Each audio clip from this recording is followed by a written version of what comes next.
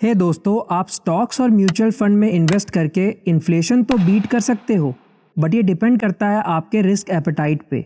आइए देखते हैं आपको कहाँ इन्वेस्ट करना चाहिए, स्टॉक्स में या म्यूचुअल फंड में। पहले म्यूचुअल फंड और स्टॉक्स को समझ लेते हैं। अगर आप म्यूचुअल फंड में इन्वेस्ट करते हो तो आपको डाइवर्सिफिकेशन मिल जाता है। आपका पैसा अलग अलग इंडस्ट्रीज और सेक्टर्स में इन्वेस्ट होता है और जिससे आपका रिस्क भी कम हो जाता है, क्योंकि म्यूचुअल फंड 10 से 20 कंपनीज में आपका पैसा इन्वेस्ट करता है।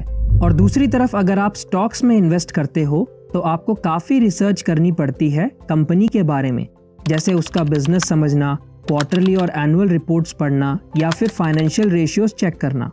म्यूचुअल फंड में ये सारा काम फंड मैनेजर्स का होता है, जो फाइनेंशियल एक्सपर्ट्स होते हैं। वो आपके इन्वेस्टमेंट को मैनेज करने के लिए सालाना एक फीस चार्ज करते हैं, जिसे हम एक्सपेंस रेशियो कहते हैं। दूसरा, फाइनेंशियल गोल्स। किसी भी फाइनेंशियल इंस्ट्रूमेंट में इन्वेस्ट करने से पहले आप अपने गोल्स क्लियर कर लें। आप किस गोल को अचीव करने के लिए इन्वेस्ट कर रहे हैं।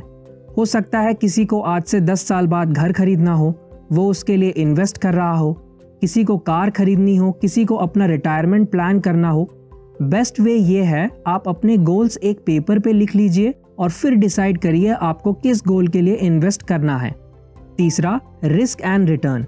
म्यूचुअल फंड में आपके पोर्टफोलियो को डाइवर्सिफिकेशन मिल जाता है। आप अपने रिस्क एपेटाइट के हिसाब से किसी भी फंड को चूज कर सकते हैं। अगर आप ज्यादा रिस्क ले सकते हैं तो मिड कैप और स्मॉल कैप फंड चूज कर सकते हैं। अगर रिस्क कम लेना चाहते हैं तो लार्ज कैप फंड चूज कर सकते हैं। अगर आपको लगता है आने वाले टाइम में कोई पर्टिकुलर सेक्टर अच्छा परफॉर्म कर सकता है तो आप उस सेक्टर का फंड चूज कर सकते हैं, जैसे बैंकिंग, फार्मा, टेक्नोलॉजी, इंफ्रास्ट्रक्चर या फिर FMCG।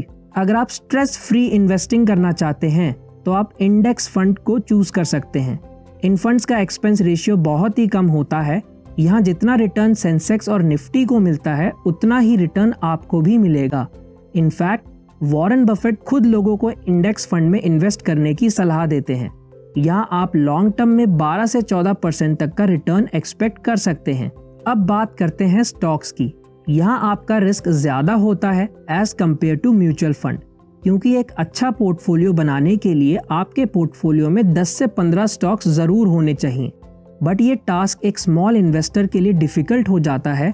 यहाँ आपका रिटर्न भी 20 से 25% तक जा सकता है, बट स्टॉक्स में प्राइस फ्लक्चुएशन बहुत ज्यादा होता है।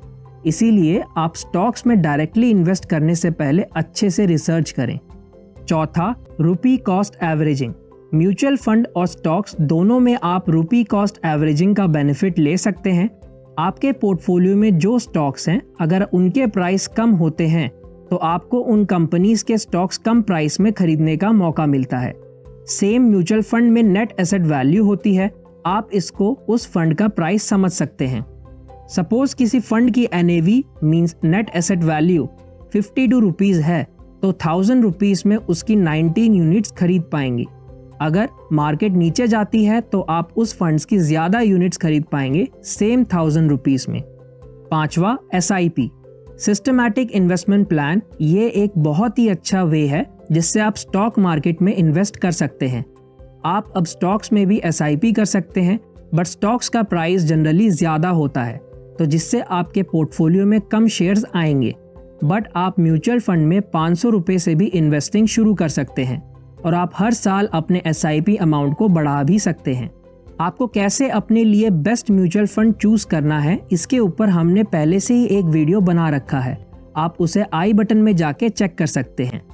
अब आते हैं कंक्लूजन पे कि आपको कहाँ इन्वेस्ट करना चाहिए, डायरेक्टली स्टॉक्स में या फिर म्यूचुअल फंड में।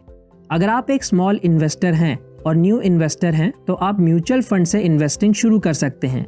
और अगर आप एक्सपीरियंस्ड इन्वेस्टर हो और कंपनीज का फंडामेंटल एनालिसिस और उनको ट्रैक कर सकते हो तो डायरेक्टली स्टॉक्स में इन्वेस्ट कर सकते हो। और एक बात, यहाँ रातों रात पैसे डबल नहीं होते हैं। बहुत से लोग स्टॉक मार्केट को सट्टा बाजार समझते हैं और जल्दी अमीर बनने के चक्कर में लॉस खा बैठते हैं।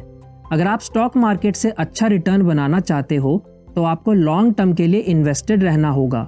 अगर हम बड़े इन्वेस्टर्स को देखें, जैसे कि राकेश झुनझुनवाला, रामदेव अग्रवाल, विजय केडिया, राधा किशन दमानी, इन लोगों ने भी लॉन्ग टर्म में ही इतनी वेल्थ हासिल करी है। तो इसी के साथ हम आते हैं अपनी वीडियो के एंड पे। अगर वीडियो अच्छी लगे तो वीडियो को लाइक करिए और कमेंट करके बताइए कि आप कहाँ इन्वेस्ट करते हैं, स्टॉक्स में या फिर म्यूचुअल फंड में। हम मिलते हैं आपसे अगली वीडियो के साथ। तब तक के लिए सीखते रहिए और इन्वेस्ट करते रहिए।